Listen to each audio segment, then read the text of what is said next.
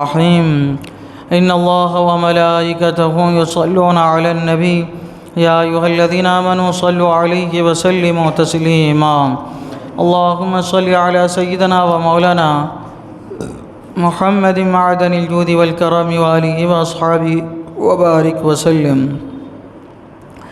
أعوذ بالله من الشيطان الرجيم. بسم الله الرحمن الرحيم. وما منعنا أن نرسل بالآيات إلا أن كذب بها الأولون وآتينا ثمود الناقة مبصرة فظلموا بها وما نرسل بالآيات إلا تخويفا.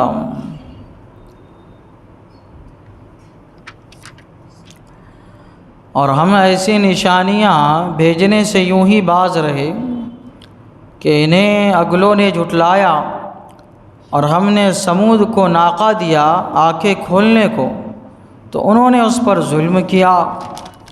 اور ہم ایسی نشانیاں نہیں بھیجتے مگر ڈرانے کو. کفار مکہ نے حضور صلی اللہ تعالی علیہ وسلم سے مطالبہ کیا، آپ اللہ کے نبی ہیں، نبیوں کے سردار ہیں، نبوت کا آپ دعویٰ کر رہے ہیں، تو ایسا کیجئے یہ صفا مروہ کا جو پہاڑ ہے اسے سونے کا بنا دیجئے، معجزے کے ذریعے آپ سونے کا اس کو بنا دیجئے. یا جہاں ہم آباد ہیں مکہ کی وادی میں، خانہ کعبہ کے پاس یہ بڑے بڑے پہاڑ ہیں، ہمیں بسنے کے لیے پریشانیاں ہوتی ہے، آبادی کے لیے دقت ہے. آپ ایسا کیجئے کہ یہ پہاڑوں کو یہاں سے ہٹا کے کہیں دوسری جگہ جانے کا حکم دیجئے، دوسری جگہ ان کو بھیجا دیجئے. اس طرح کے بیجا مطالبات انہوں نے حضور صلی اللہ تعالی علیہ وسلم سے فرمائے. تو اللہ تبارک و تعالی نے کیے، حضور صلی اللہ علیہ وسلم سے بیجا مطالبے انہوں نے کیے. تو حضور صلی اللہ تعالی علیہ وسلم قبل اس کے کہ انہیں کچھ جواب عنایت فرماتے، اللہ تبارک و تعالیٰ نے یہ آیت کریمہ نازل فرمائی. دیکھیے، جب کوئی قوم کسی نبی سے کسی چیز کا مطالبہ کرتی ہے کہ آپ ہمیں یہ کر کے دیجئے، اور اللہ تبارک و تعالیٰ اپنے فضل و کرم سے اپنے حکم سے نبی کے وہ مطالبے کو پورا فرماتا ہے، تو اب قوم کے لیے لازم اور ضروری ہو جاتا ہے کہ وہ اللہ کے نبی پر ایمان لائے. اگر وہ قوم ایمان نہیں لاتی ہے تو پھر ان کے اوپر عذاب نازل کر دیا جاتا ہے. یہ طریقہ رہا ہے، یہ سنت مبارکہ رہی ہے اللہ تبارک و تعالیٰ کی. نبی سے جس قوم نے مطالبہ کیا کہ آپ یہ کیجئے ہم ایمان لائیں گے، اگر وہ اپنی بات پر قائم رہے تو وہ دنیا اور آخرت دونوں میں کامیاب رہے. لیکن اگر وہ اپنی بات سے پھر گئے تو پھر عذاب نازل ہو گیا.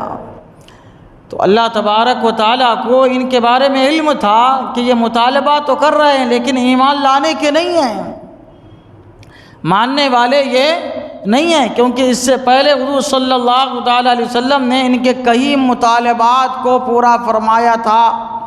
آئے کہ یہ کر دیجئے یہ کر دیجئے، مطالبہ حضور صلی اللہ تعالیٰ علیہ وسلم نے معجزے کے ذریعے پورے فرمائے، لیکن یہ ایمان نہیں لائے. اللہ تبارک و تعالیٰ یہاں پہ فرما رہا ہے کہ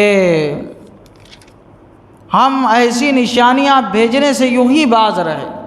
ہم کیا رہتے ہیں؟ باز رہتے ہیں. ایسی نشانیاں ہم بتاتے نہیں ہیں، ظاہر نہیں کرتے ہیں، کیونکہ انہیں اگلوں نے جھٹلایا ہے.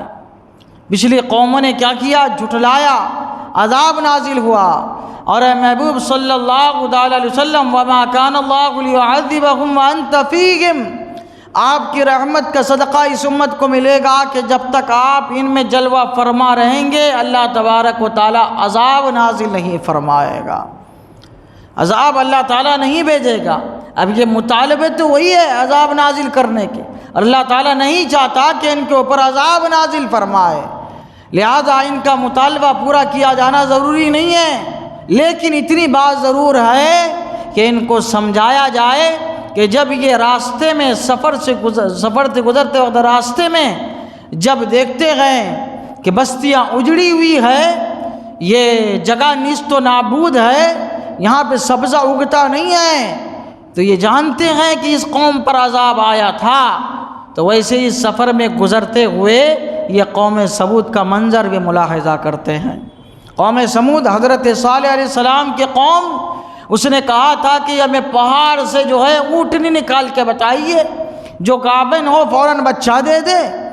تو حضرت صالح علیہ السلام نے ان کے مطالبے کو پورا فرمایا، فوراً اونٹنی پہاڑ پھٹا، اونٹنی نکلی، فوراً اس نے بچہ دیا۔ اللہ تبارک و تعالیٰ نے فرمایا کہ یہ اونٹنی ہے، اللہ کی نشانی ہے، اس لیے اس کی عزت کرنا، اس کا ادب و احترام کرنا۔ لیکن ان بدبختوں نے کہ دیکھنے کے بعد ایمان لاتے کیا کیا، حکم کے باوجود بھی اس کے کوچوں کو انہوں نے کاٹ دیا، پیروں کو کاٹ دیا۔ اس کے ساتھ انہوں نے برا سلوک کیا، تو حضرت صالح علیہ السلام نے دعا فرمائی، ان کے اوپر عذاب نازل ہو گیا۔ تو مطالبہ پورا کر رہے ہیں، یہ پورا کیا جانا نہیں ہے، لیکن ان کو بتا دیجئے کہ اگر ایسا ہی ہو گیا تو کیا کریں گے۔ اور ہم نے سمود کو ناقہ دیا آنکھیں کھولنے کو، کہ یہ آنکھیں کھولو، اس سے اللہ کی قدرت پر ایمان لاؤ، نبی کی نبوت پر ایمان لاؤ، معجزے کو دیکھو۔ تو انہوں نے اس پر ظلم کر دیا، ناقہ پہ یعنی اونٹنی پر کیا کر دیا، ظلم کر دیا۔ اور ہم ایسی نشانیاں نہیں بھیجتے مگر ڈرانے کو، یعنی یہ عذاب جو بھیجتے ہیں یہ کس کے لیے بھیجتے ہیں، یہ ڈرانے کو بھیجتے ہیں۔ تو تم کو پچھلی قوموں سے ان کے اوپر آئے ہوئے عذاب سے اپنے آپ کو ڈرانا چاہیے، اللہ تعالیٰ پر ایمان لانا چاہیے، اللہ کے نبی کی بات کو ماننا چاہیے۔ اللہ تعالیٰ کی بارگاہ میں دعا ہے قرآن شریف سیکھنے سمجھنے اور اس کے مطابق ہم سب کو اپنی زندگی گزارنے کی توفیق عطا فرمائیں۔ اشہد ان لا الہ الا اللہ واشہد ان محمدا عبدہ ورسولہ، صلی اللہ تعالی علی سیدنا محمد وعلی آلہ وصحبہ اجمعین برحمتک یا ارحم۔